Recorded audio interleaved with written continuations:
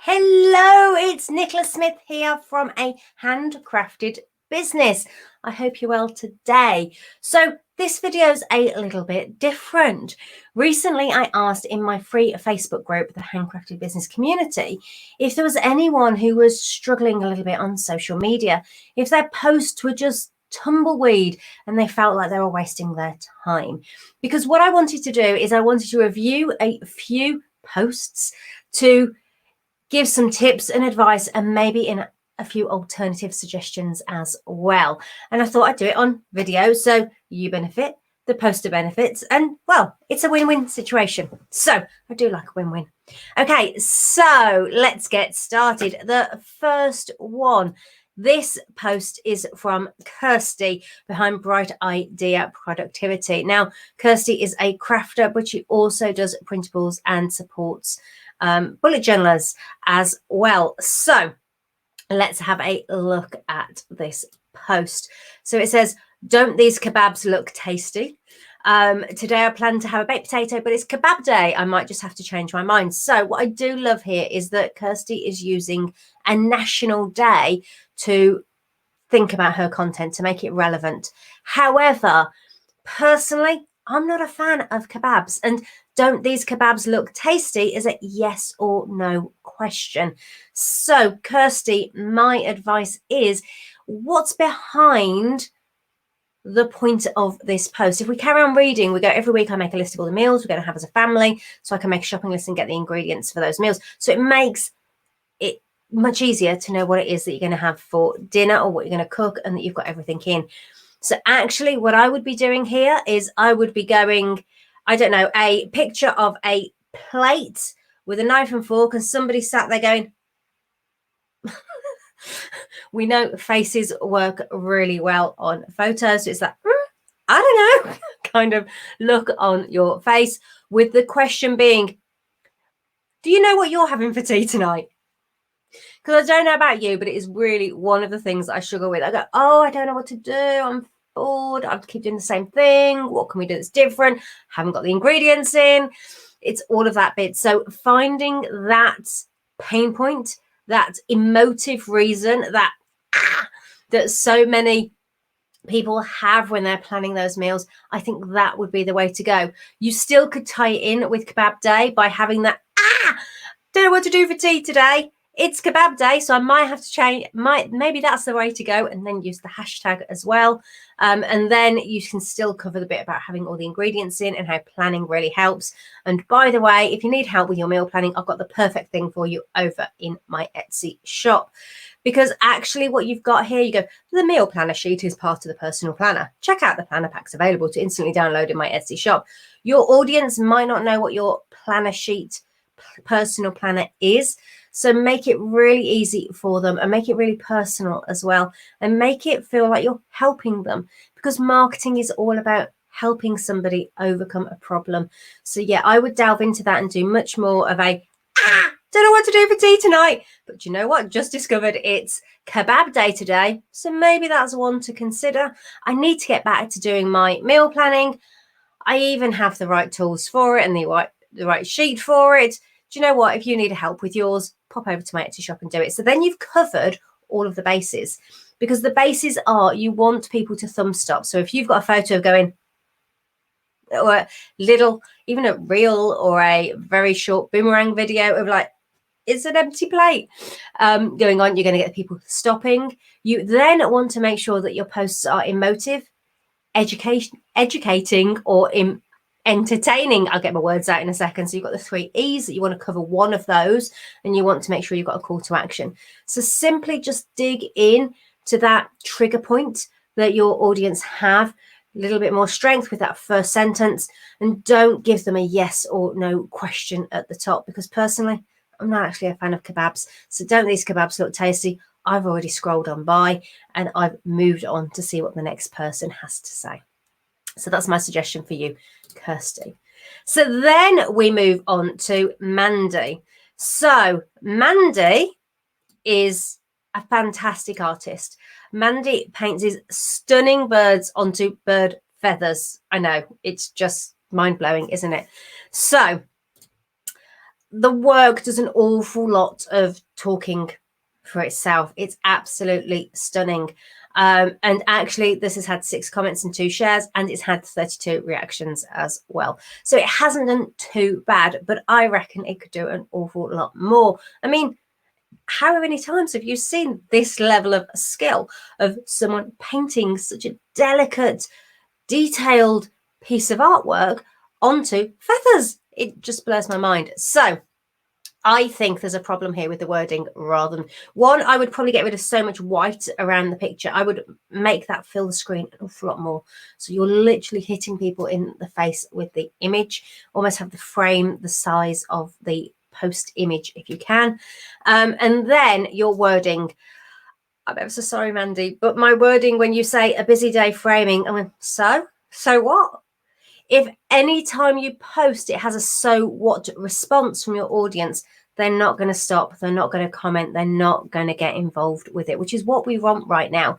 We want people to go, wow, because that's exactly what your artwork does. So maybe it's about asking the question, who knows what bird this is? And you're starting to bring people in, because I imagine that your audience are going to love birds. You wouldn't connect with this so much if you didn't have that love of birds. If they have a love of birds, they have a knowledge of birds. So start asking those questions. You could even, if you really want to ramp this up, offer them a prize for the first person to get it right. Now, it could be something really daft and really silly. Something that is just a gold star, means absolutely nothing. Or you could go as far as giving away one of your cards. Now, I can say that because I know Mandy, she's a member of my Handcrafted Business Club, and I know that she has cards with her artwork on it. So you could give away that low value prize for just a daft little get involved and have a guess. Do you know? You could even push it a little bit further and say, do you know what feathers what bird these feathers are from? I said that the wrong way around, but you could always push it that way. But here, your wording at the moment is a busy day framing. Finally, the goshawk is ready. It really has a so what, because I didn't know that we were waiting for the goshawk to be ready. And it's your day that you've had a day framing. And EWA, I don't know what that is off the top of my head. I'm assuming it's an event or a gallery or some kind of occasion where this piece of artwork is going to, which is why it had to be framed. But I'm really making an assumption there. And actually, as your everyday audience, I just scrolled on by because it's not that important to me. Make it important to your audience. Give them something to do. Give them a way to get involved. And asking that question about, do you know what bird this is? Do you know what bird the feathers were from? Any of that is going to help with that, but make sure you don't have that so what response. And again, you haven't got a call to action. So what you could do on the end of that is, if you want to see this artwork in its full glory with your own eyes, it's going to be at EWA from. So you're not necessarily putting a link in, you're not giving them lots of detail, but you're giving them a next step of things that they can do. You don't have to do that, but you definitely do need to be asking them the questions. And I would be asking them, I mean, goshawk, I don't know my hawks, my difference between them. So actually, people might just guess all the different hawks, and that engagement is going to help it be seen by more people as well. But I would let your artwork on its own do the thumb stop, but make it bigger so it is your artwork filling the whole screen. Okay, so now we're going on to move on to Claire. Now, Claire, we've got another hero bear has gone to its forever home, this time in green scrubs, to a customer who's just got her first job on a surgical ward. So lovely to know that these bears are representing milestones in people's lives as well as raising money for charity. And then we've got some words on the photo as well. Okay, so first thing, is this making me stop scrolling? Is it getting that thumb stop response? Honestly, no. It's not. I'm finding these colors are very muted and quite flat. I personally would be taking this into a platform like Canva or Photoshop if you have it, and I would be lowering the brightness, upping the brightness, upping the contrast just a little bit. We want those darks to be a little bit darker and the whites to be a little bit whiter, not too much. These are tiny, tiny little tweaks. And then I would possibly be looking at putting, if you're in Canva, there's a vignette setting. I would be looking at putting, so it frames the bear. I also would not be putting on the NHS Hero Bear crocheted by Claire Chanter, sewn by Richard Chanter, and I wouldn't be putting any of that on, because actually you want this to be all about the bear and people going, oh, wow, oh, how amazing is that? As soon as you highlight the fact that this is a business post, that this is a promotional post, people are going to switch off. So if ever you put your logo on as a watermark, or you put this kind of information on, it really highlights the fact that this is a business post, and people just kind of back away. It's like looking at adverts in a newspaper. You skim past them a little bit more rather than taking notice of them. So give this the power of an editorial piece rather than the weakness of an advert. Get rid of all of that, but really power up that photo, that image, so that it's going to get the thumbs up, because I have a feeling it's just a little bit muted as it is, and it's not going, wow, look at me. You could even have done, I mean, obviously not now because it's gone off to its new owner, but you could even have done some kind of silly little almost boomerang video of like boom and back down, up, like a bouncing bear or something that's going to get that thumbs up. I think that really would make a difference to how your post is working. But also, what I would be doing here is looking at how you can use one of those 3 E's. So is it emotive, is it educating, or is it entertaining? Now, I think this has to be emotive. With the last 18 months, the NHS, medical staff, oh my word, we have so much thanks for them. We have so much gratitude for them. And there's so much going on with that actually I would be tying this in with that. The fact that first sentence, otherwise another hero bear has gone to its forever home, actually has the so what response. Yeah, so, and why is that important to me? You have to think of it from that point of view. And I'm being harsh there, but your audience, it's very kind of selfish, really. It has to be about them. What does it do for them? Does it make them laugh? Does it make them cry? Does it teach them something? Do they learn something? Or is it just really entertaining that they want to go and tell somebody else they need to see this? So you've got to get that element in there. You've got to have something of that in there. So if you go with the emotive, and something like, it's really great to see that people haven't been put off from joining the NHS after the last 18 months, and he said 2 years. We're not there yet. And also, you're raising money for charity, so tag that charity, let them know, and it really then also acts as social proof as well. And the other thing you haven't got here, Claire, is you haven't got a call to action. So your call to action doesn't have to have a link. It doesn't have to be full on, but it could be, if you've got a special occasion, you want a really unique, fun way to celebrate, get in touch. Something like that. So you're just adding on that they know what that next step is that they could take. Or you could ask them a question of, if you were having a hero bear made, who would you give it to? Tag them below.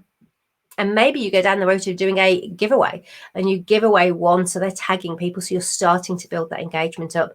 But you have to have the emotive, the emotiveness, is that even a word? You have to educate people, or you have to be able to entertain people with your posts. And at the moment, this is a little bit flat.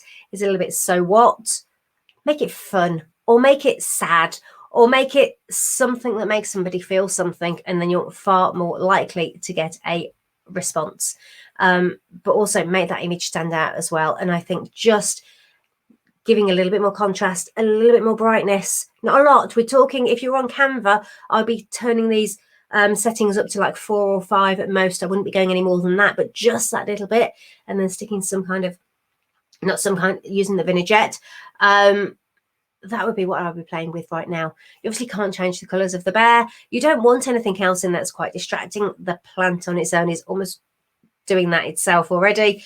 You want to just frame that bear a little bit more and make him pop and sing off the screen.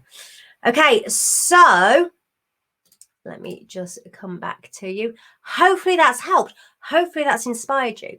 So the things that you need to make sure you're doing when you're posting on Facebook is, well, first thing is Facebook. It's a social platform. You're looking to have conversations with people. So ask those right questions. But first of all, it's got to get people's thumbs to stop. You want them to stop scrolling. So make sure your image or your video is doing an absolutely powerful job there. They can't not stop.